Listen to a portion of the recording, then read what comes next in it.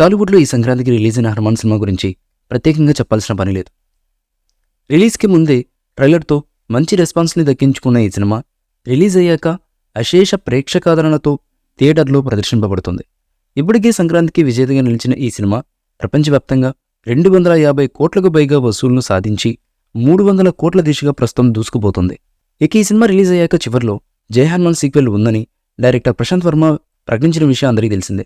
అయితే ఆ సినిమాలో హీరో ఎవరనేది పక్కన పెడితే హనుమాన్ పాత్రని ఫస్ట్ పార్ట్లో గ్రాఫిక్స్ విజువల్స్తో కాస్త చూపించి హైప్ పెంచగా సెకండ్ పార్ట్లో ఆ పాత్రని ఇంకా శ్రీరాముడిని పాత్రని కూడా అఫీషియల్గా చూపించడం జరుగుతుందని మేకర్స్ పలు సందర్భాల్లో మరియు కొన్ని ఇంటర్వ్యూస్లో చెప్పడం జరిగింది.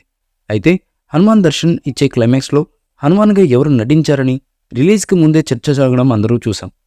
చాలామంది చిరంజీవి గారు లేదా రామ్ చరణ్ గారు అని అనగా రిలీజ్ అయ్యాక ఆ సాంగ్లో హనుమంతుల వారి కళ్ళను చూసి రానా అయ్యుంటాడని అనుకున్నారు.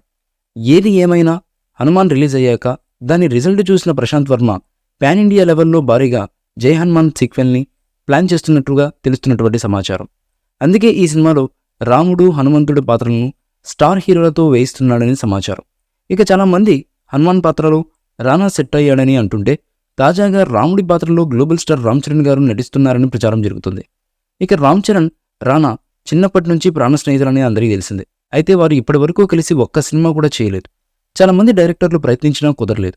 ఇటు రానా చరణ్ కూడా మంచి స్క్రిప్ట్ దొరికితే సినిమా చేయడానికి ఎప్పుడూ రెడీ అని చాలాసార్లు ఇప్పటికే ప్రకటించడం జరిగింది.